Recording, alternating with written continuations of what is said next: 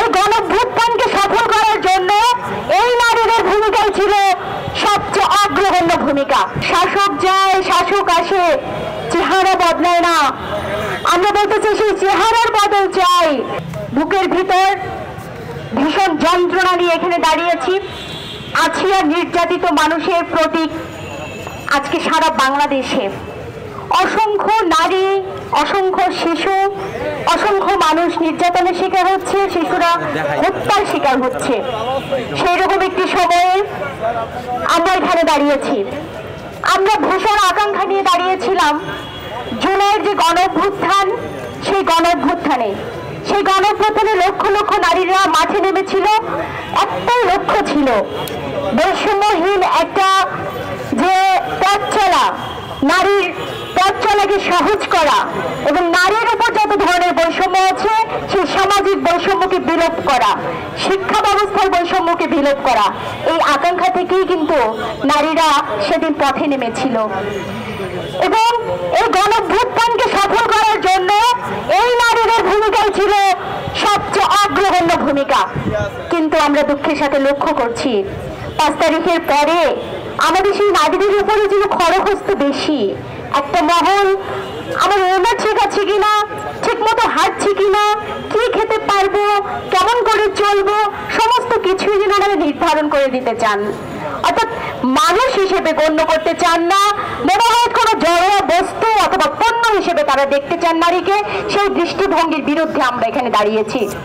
আমরা দাঁড়িয়েছি রাষ্ট্র নামে যে দানব বারে বারে 53 বছরে জনগণ তার বুকের রক্ত দিয়ে শাসকদের বিরুদ্ধে ন্যায্যতার জন্য দাঁড়িয়েছে, জীবন বলি দিয়েছে, আর শাসকরা সেই ন্যায্যতার দাবিকে ধূলিসাৎ করতে তারা মরিয়া হয়েছে। আমরা দেখেছি যে কিভাবে করে আমাদের এই দেশে তনুকে ক্যান্টনমেন্টের মধ্যে ধর্ষণ করে হত্যা করা হয়েছে, সেই হত্যার বিচার হয়নি। আমরা দেখেছি ধনাঢ্যের ছেলে ও অন্ধে তার দ্বারা মুনিয়াকে কিভাবে করে ভুক্তভোগী করে তাকে হত্যা করা হয়েছে, সেই হত্যাকাণ্ডের বিচার হয়নি।